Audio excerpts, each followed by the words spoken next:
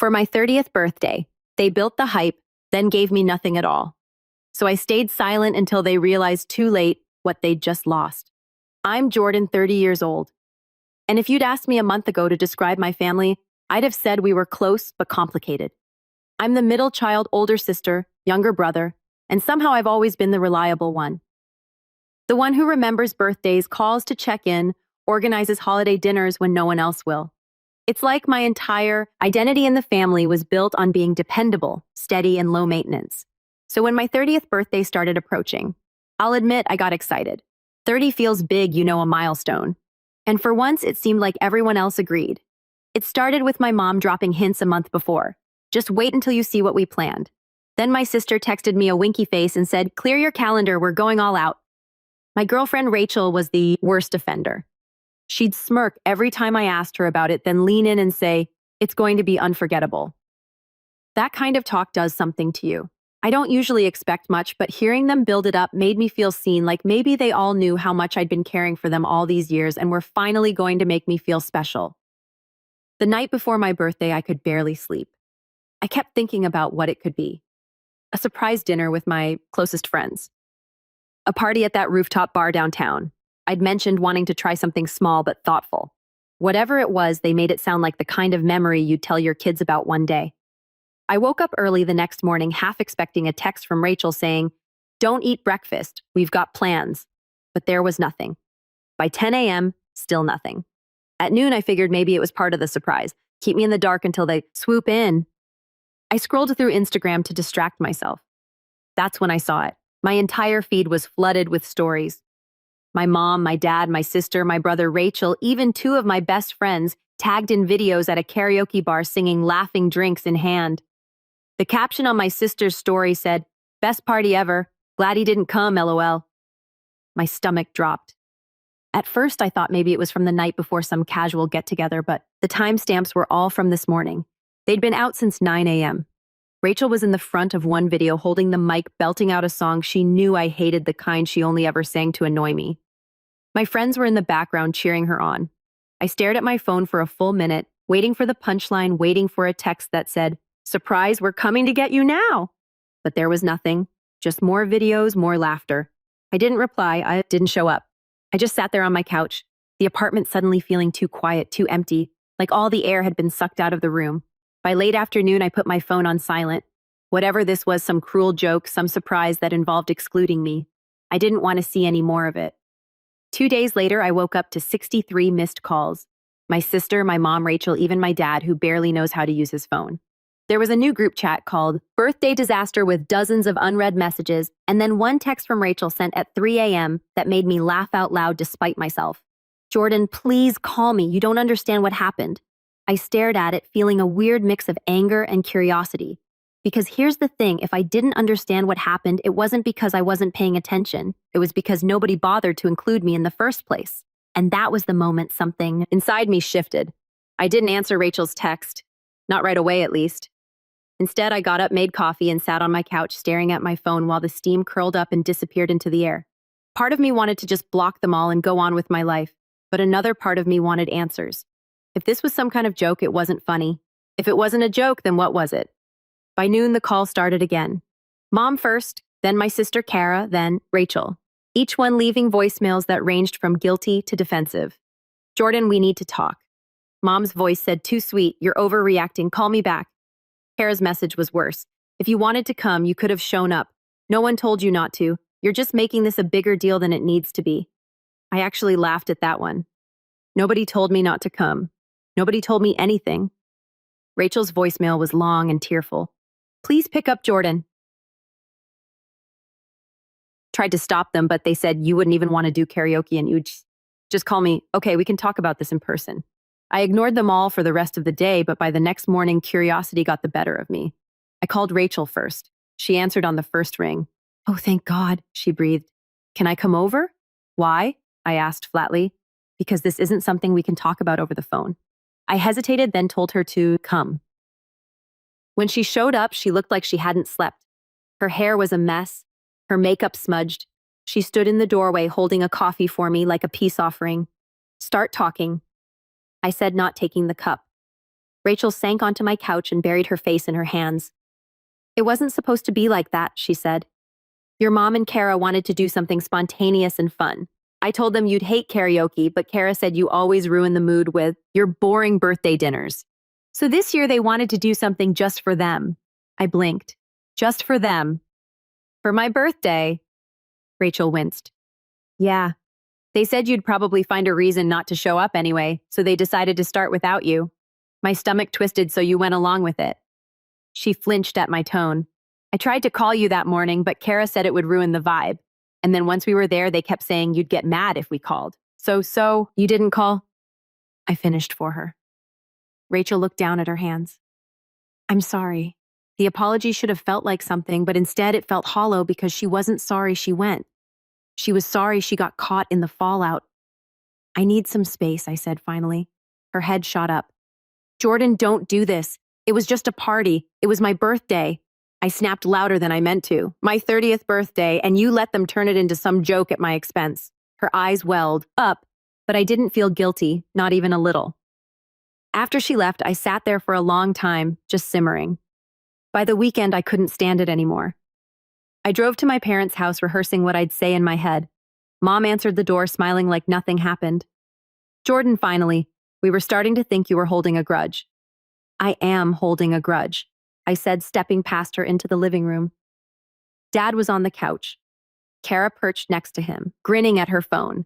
Jordan, Dad said in that tone that's supposed to sound patient but actually just sounds dismissive. You need to let this go. We didn't mean to hurt your feelings. You threw a party without me. Kara rolled her eyes. You make it sound so dramatic. We figured you'd rather stay home than go to karaoke. You hate that stuff.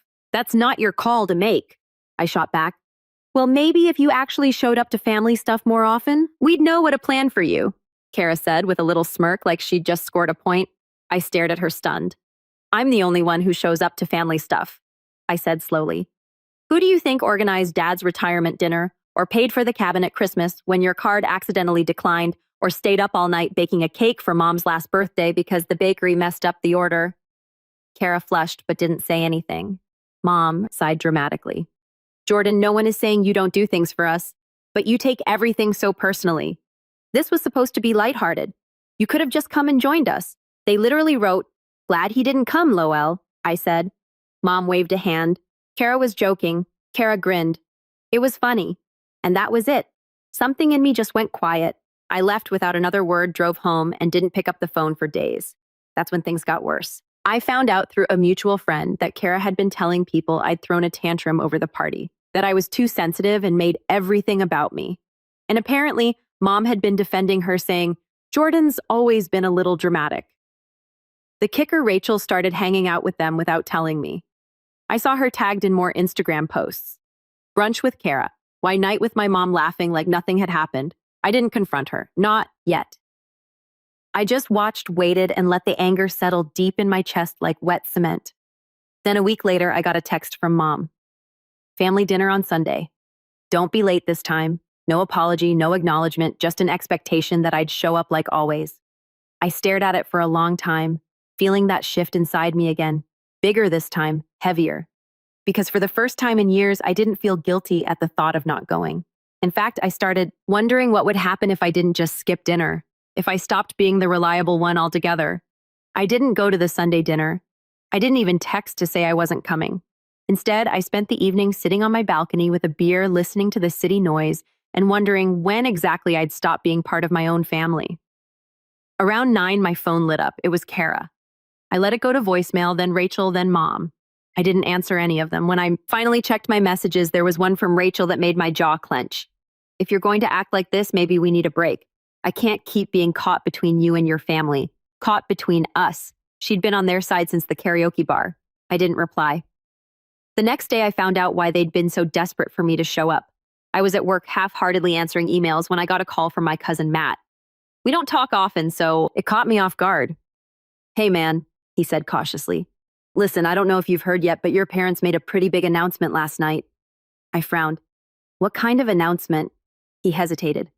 They said they're redoing their will. They're leaving the lakehouse to Kara. I sat up straighter. What? You didn't know, Matt asked. No, I didn't know, I said slowly. They didn't say anything to me. Matt whistled softly. Yeah, they made a whole speech about it. Said, Kara deserves it because she's the only one who still values family traditions. People clapped. It was awkward. My chest felt tight. The lake house wasn't just a piece of property. It was where we'd spent every summer growing up. Where Dad taught me to fish, where I scraped my knees so badly Mom had to carry me back to the cabin. Where we had bonfires and sang badly out of tune under the stars. It was ours. All of ours. I left work early and drove straight to my parents' house. Mom was in the kitchen when I got there, humming to herself like nothing was wrong. Jordan? She said, surprised. You should have been here last night. Why didn't you tell me you were leaving the lake house to Kara? I cut in. She blinked. Oh, you heard about that? Yes, I heard about that, I snapped. Mom sighed like I was being unreasonable. Jordan, you've made it clear you don't even like going up there anymore. I missed 1/4 of July because I was working a double shift, I said. And suddenly I don't care about the lake house. Dad came in from the garage wiping his hands on a rag. Jordan, this isn't about you. Kara is the one who's been keeping the traditions alive, organizing trips, bringing everyone together. I stared at him. You mean posting Instagram stories about it? Kara chose that moment to walk in holding an iced coffee. Oh, good. You heard, she said, smiling smugly. Honestly, I'm glad. Now we can skip the awkward conversation. I turned to her incredulous. You knew how much that place meant to me. Kara shrugged. You never even go there anymore. And I'm the one who actually uses it. Mom and Dad want to know it's going to someone who will take care of it. Take care of it, I repeated. You threw a party there last summer that ended with a broken window and beer bottles in the lake. That was one time, she said breezily. Besides, I already have plans to renovate. It needs a modern touch. My stomach turned. She wasn't just taking it. She was going to gut it. Mom stepped in, her tone suddenly sharp.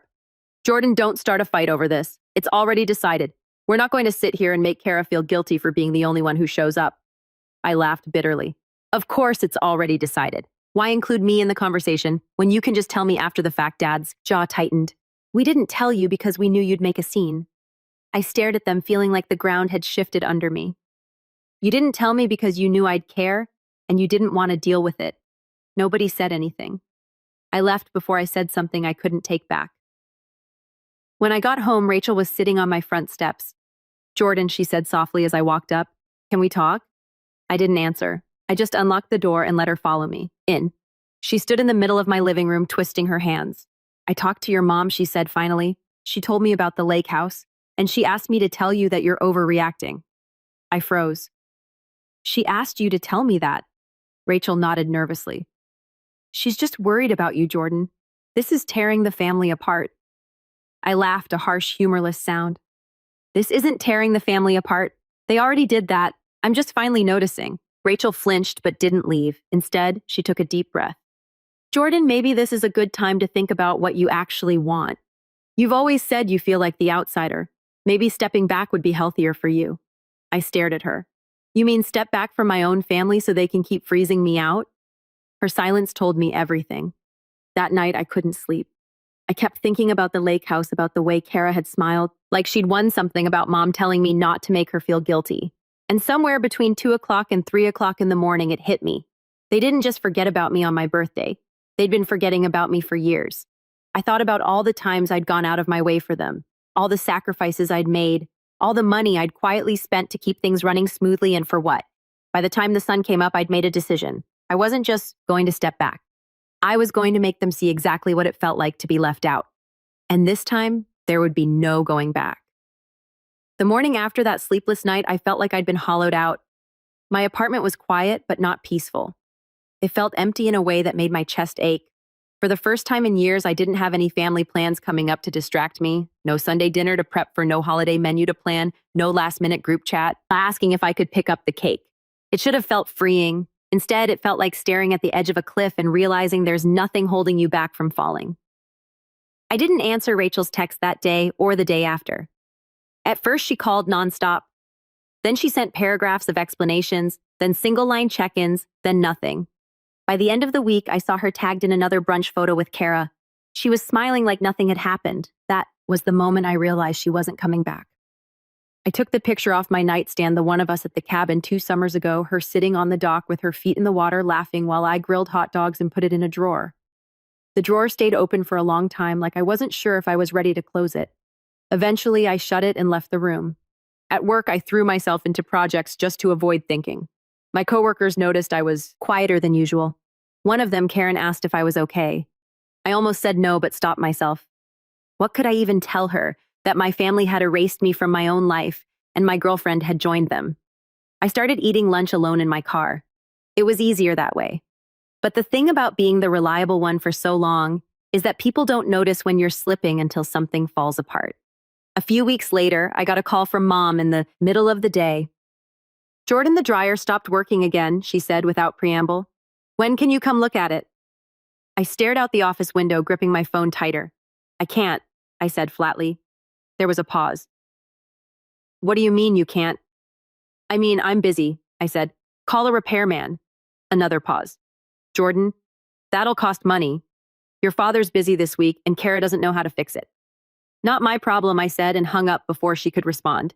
My hands were shaking after. Not from anger, from something sharp or colder. It felt good. That weekend, I didn't go to the lakehouse when Kara posted in the group chat about a spontaneous family getaway. I didn't even reply. An hour later, Dad called. "Jordan, what's going on with you?" "Nothing." I said, "You've been avoiding us. You've been avoiding me for years." I shot back. "I'm just finally matching your energy." He tried to guilt trip me, said things like, "Family is all we have, and you'll regret this one day." But all I felt was this quiet clarity, like someone had taken earplugs out of my ears and I could finally hear myself think. I didn't show up. That was the first weekend I'd spent entirely on my own in years. I ordered takeout, cleaned my apartment, reorganized my closet, and sat on the couch listening to music until late. I kept waiting for that crushing loneliness to hit again, but instead there was this strange growing calm. A week later, Kara posted photos from the lake house, smiling selfies, fancy cheese boards, captions about family time with heart emojis. Underneath, people commented things like, "Where's Jordan?" and "Missing one sibling." Kara replied to one, "He's too busy being dramatic, LOL." I didn't comment. I didn't DM her. I just screenshotted it and saved it to a folder on my phone. I started saving a lot of things. Screenshots, receipts, texts. Not for revenge, not yet. Just to remind myself I wasn't imagining this. Meanwhile, the family group chat kept buzzing. When I didn't respond, Mom sent guilt-ridden messages like, "We love you, Jordan. Please don't shut us out." Then 2 minutes later, Kara would write something snide about how I was acting like a martyr. Rachel finally texted me one night, "I'm moving my stuff out tomorrow. I think this break is permanent." No apology, no conversation, just that. I stared at it for a long time. Then I wrote back, "Okay." She showed up the next day while I was at work, grabbed her things, and left my spare key on the counter. That night, I sat in my now half-empty apartment, looked around, and realized I didn't feel heartbroken. I felt relieved because for the first time in years, I had no one to take care of but myself. And as that thought settled, another one crept in. Quiet at first, then louder. If they wanted to treat me like I didn't matter, maybe I should show them what it actually looks like when I'm not there. Over the next month, I stopped doing things they'd never even realized I did. I canceled the yearly cabin rental I'd already put a deposit on for Christmas. I told the family accountant to take my name off the shared emergency fund I'd been contributing to since college. I stopped sending reminders about birthdays and paying for last-minute gifts from all of us. The cracks started, showing fast. Mom called in a panic when she found out about the cabin. "Jordan, everyone was counting on that." "You mean you were counting on me to pay for it?" I said. There was a stunned silence on the line. Then Kara started blowing up my phone, accusing me of ruining Christmas. I didn't respond. At work, I stayed late more often, picking up extra projects. I started saving more money. Little by little, like I was building a wall between myself and them. And somewhere, along the way, the pain started turning into something sharper. Focus. I began thinking not just about what they'd taken from me. My birthday, the lake house, my sense of belonging, but what they still stood to lose. And that's when the idea started forming. Slow at first, gentle. But each time Kara posted something smug, each time Mom left a voicemail dripping with guilt, each time Dad tried to lecture me about being the bigger person, that idea grew stronger, more defined. Because I realized something. They didn't just take the lake house away from me. They didn't just forget my birthday. They'd built their entire dynamic around me, quietly holding everything together. And if I was gone, really gone, everything would start to collapse. And maybe, just maybe, I wanted to be there to watch it happen. When you've been in survival mode for years, learning to live for yourself feels almost foreign. The first few weeks after I cut back on family obligations, I kept expecting someone to text me and say, "Okay, joke's over, come back now." But they didn't. And that silence gave me room to breathe. I started spending my weekends differently, trying new restaurants, meeting up with coworkers for trivia night, even going on a hiking trip I'd been putting off for years because there was always family stuff to take care of. For the first time, I noticed how much of my life had been shaped around accommodating other people's needs.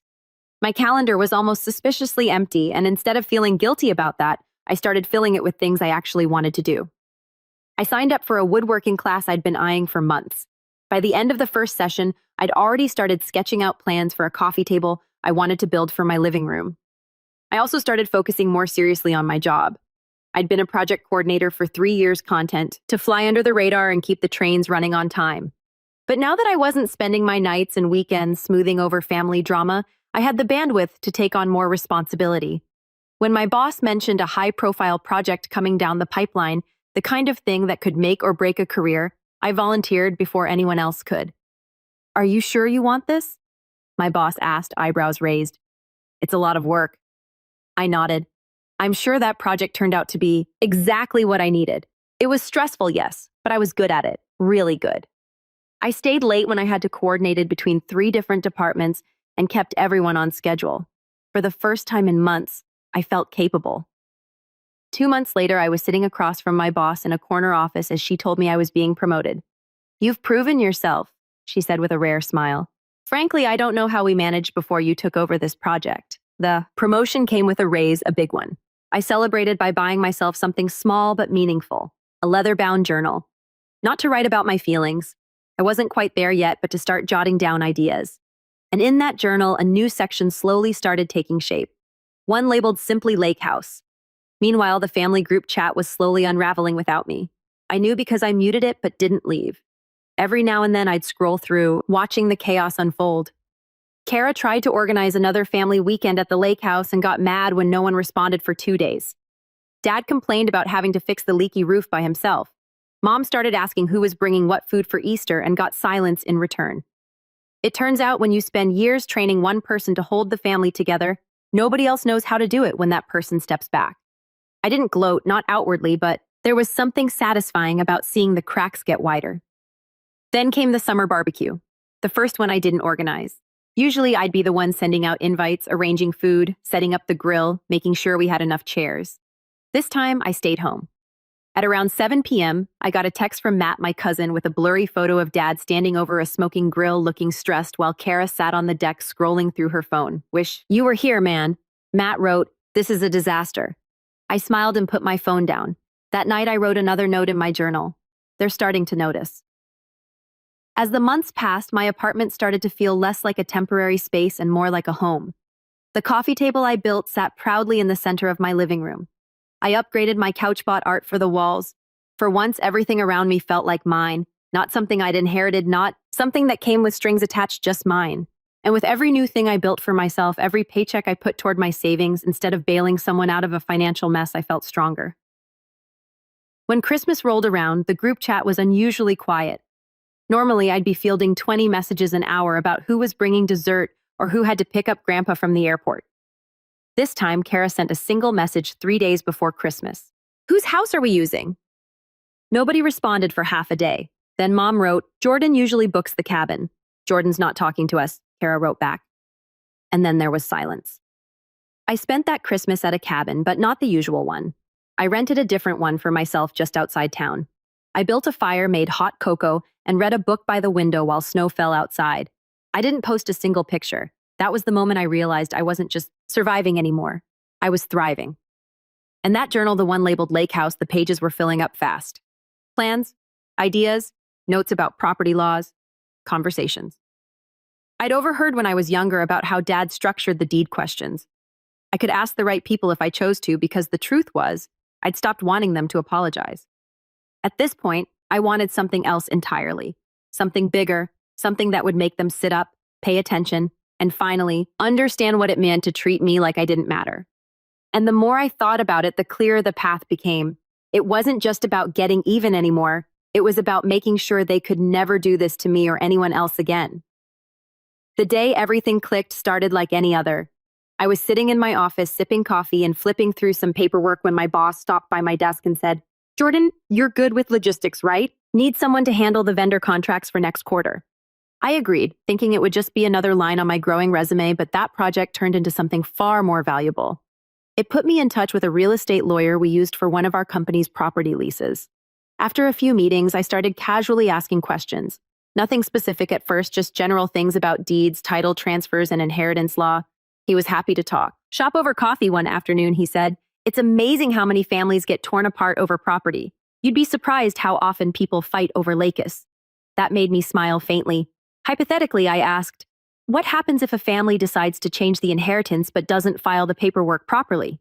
"Well," he said, leaning back, "hypothetically, that's where things get messy. If the deed isn't transferred yet, it's still legally part of the estate. Anyone with standing can contest the decision, assuming they can prove their interest." I filed that away like a jewel in my pocket. The next week, I stopped by the county records office during lunch. I told them I wanted to look up the deed for the property under my family's name. It wasn't hard. It's all public record. When I finally held the folder in my hands, my heart pounded.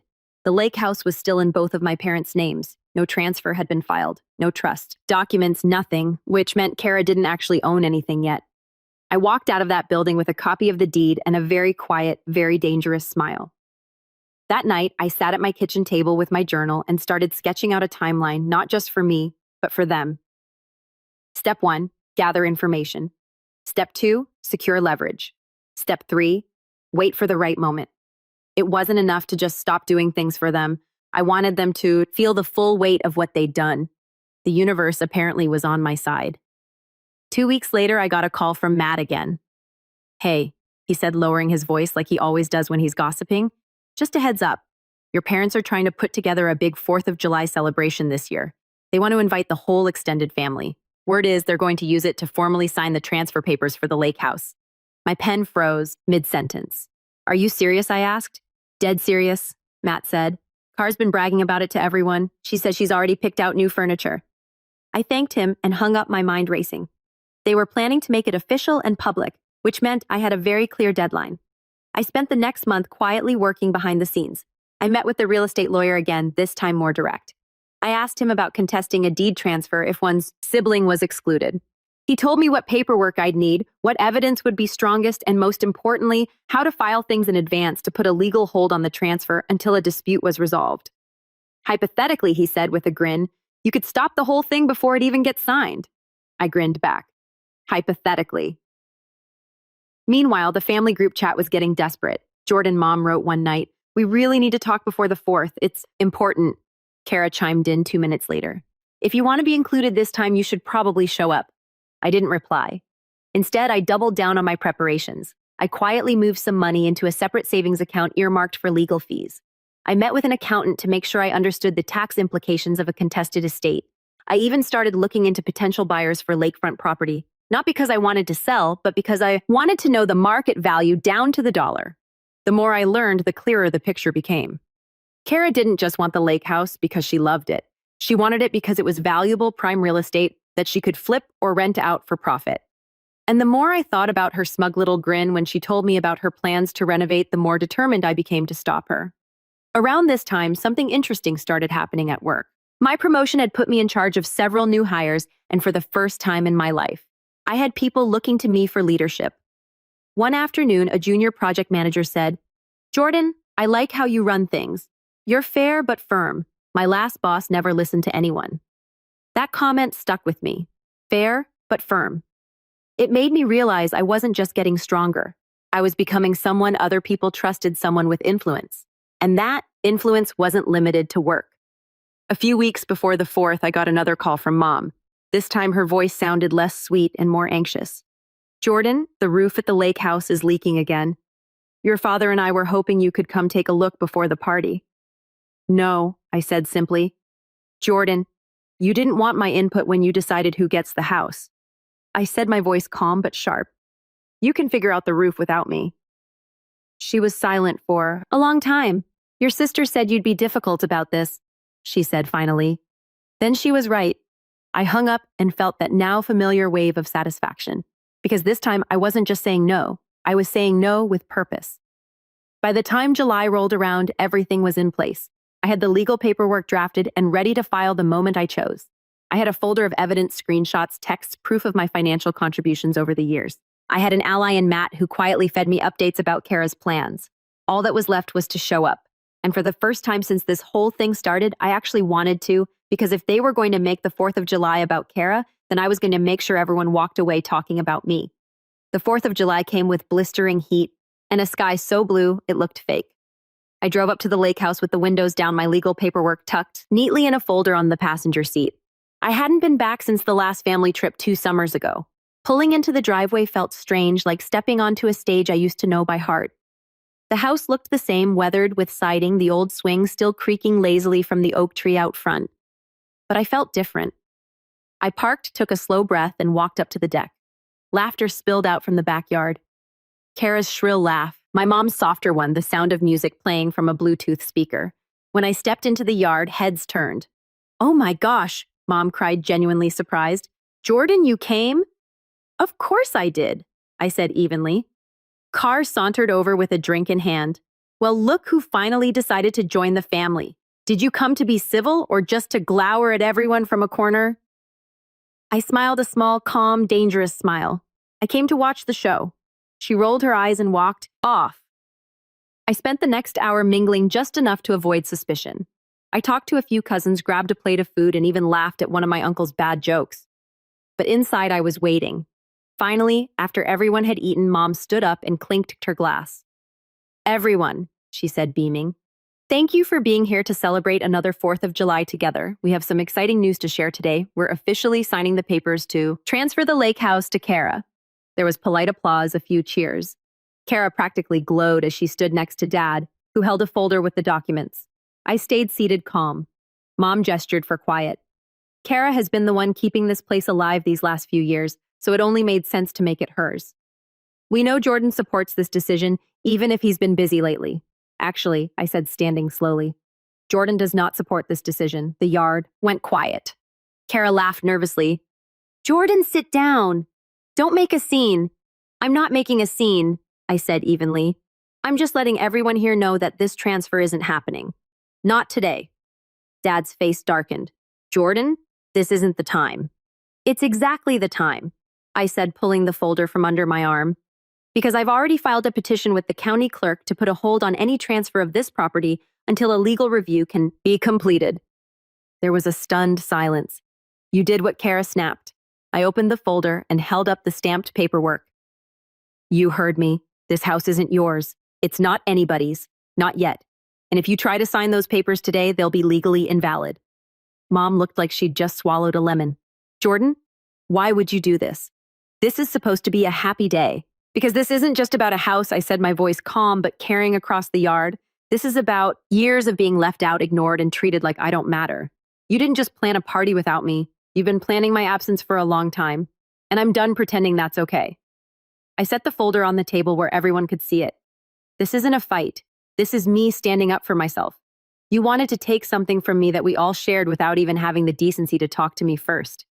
That ends today." Kara's face was red. "Now you can't just stop this because you're mad. You don't even care about this place." I met her glare. "If I didn't care, I wouldn't be here, and I wouldn't have spent the last 2 months preparing to make sure this place stays exactly what it's supposed to be, a family lake house, not your personal vacation rental, not your Instagram backdrop." There was a murmur from the crowd. A few cousins nodded. Mom tried to regain control. "Jordan, you're overreacting. This is ridiculous. You can't hold the whole family hostage because you're upset." I stepped closer, lowering my voice just enough that only she and Dad could hear. "I have receipts of every dollar I've ever spent to maintain this house. Repairs, groceries, deposits for trips you never reimburse me for. If you want to play fair, I'll take my share of the property value and walk away. If you want to push me out, I'll see you in court." Dad's jaw tightened. Mom's hand flew to her mouth. Kara sputtered. "You wouldn't." I cut her off. "Try me." The silence that followed was delicious. Finally, Dad cleared his throat. "We'll revisit this discussion." "Good," I said simply, and sat back down like nothing had happened. For the rest of the afternoon, the mood was tense. The Bluetooth speaker played on, but no one was singing anymore. Kara sulked on the deck, shooting me daggers. Mom kept whispering to Dad, who looked like he had a headache. I stayed until sunset, then packed up and left without another word. On the drive home, I felt lighter than I had in months. Not because the fight was over. It wasn't, but because for the first time, I wasn't on the defensive. I was in control. And judging by the flurry of texts that started blowing up my phone before I even made it back to the city, they knew it too. By the time I got home from the lake house that night, my phone was practically buzzing off the table. I didn't answer any of the calls, but I read every text. Mom's first message was almost pleading. "Jordan, you didn't have to do that in front of everyone. We could have talked privately." Then Kara came in. All caps, "You humiliated me. I hope you're happy. Everyone thinks I'm greedy now." Dad's message was short and sharp. This was childish. "Call me tomorrow." I didn't reply to any of them. Instead, I poured myself a drink, sat down on the couch, and let the quiet sink in. For the first time, I wasn't the one scrambling to fix everything. Over the next few days, the fallout spread like wildfire. Matt texted me again. "Bro, people haven't stopped talking about what you said. Half the cousins are on your side." Uncle Ray told Kara she should be ashamed. Apparently, Kara had spent the entire next morning calling relatives trying to spin the story. She told them I was being dramatic and holding the house hostage.